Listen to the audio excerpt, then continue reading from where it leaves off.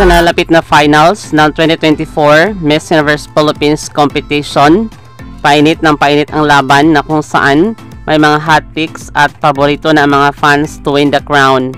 Sa kabilang banda, batay sa pre-pageant activities ng Miss Universe Philippines 2024 standouts, sila ang top 10 personal hot picks ko, kasama ang kinatawan ng Bacoor na si Victoria Vincent, kasama din ang Baguio, Tara Valencia, Cainta, Stacey Gabriel, kasama din ang Cebu, Chris Hanson, din nagpapahuli ang kinatawan ng Iloilo City, Alexi Brooks, Northern California, Kyla Carter, Pampanga, Cyril Payomo, kasama ang kinatawan ng Quezon Province, Maria Atiza Manalo, Southern California, Janet Hammond, at ang kinatawan ng Taguig na si Christy McGarry.